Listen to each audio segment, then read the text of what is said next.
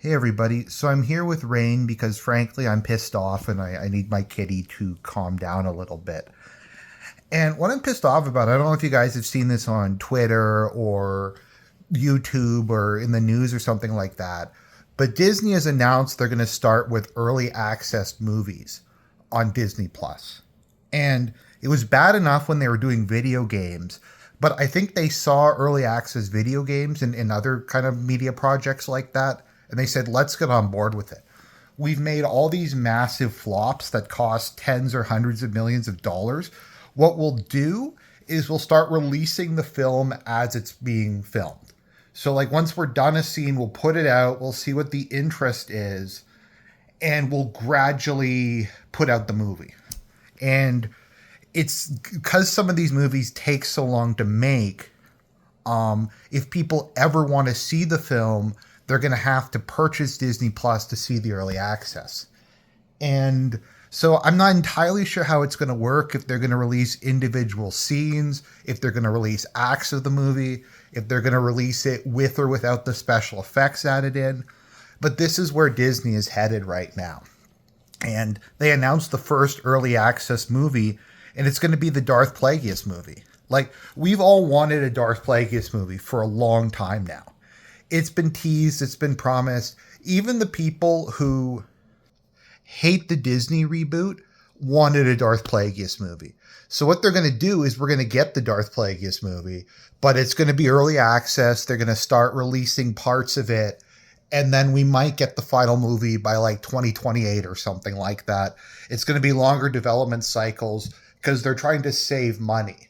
Like, they aren't filming the whole film at once. They're filming a couple scenes, seeing how it goes, and then making the rest of the movie based on how successful the scenes are.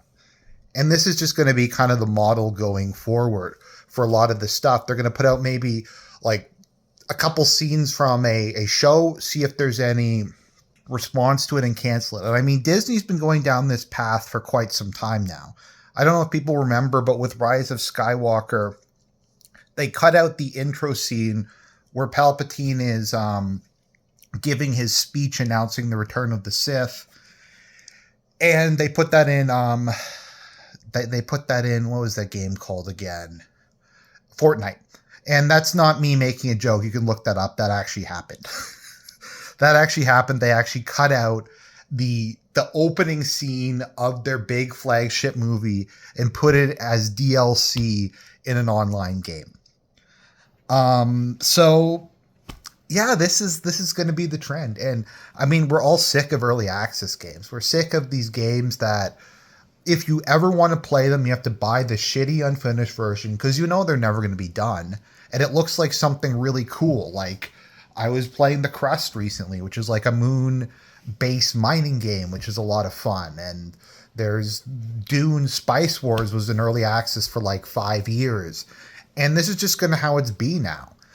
It's not profitable to make big movies anymore and to make them in one piece. And this is kind of the logical, final result of the whole switch towards streaming, is that we have to try to get into a position where we can recoup our losses. It's also a way of dealing with the problem of people who will just subscribe to a service for one thing. So people might want to see, I don't know, what's something somebody might actually want to see on Disney Plus. I guess The Mandalorian. People want to see The Mandalorian, they subscribe to it, and then they leave. But if we do early access Mandalorian, then you'll have bits of content that'll come out for years to come.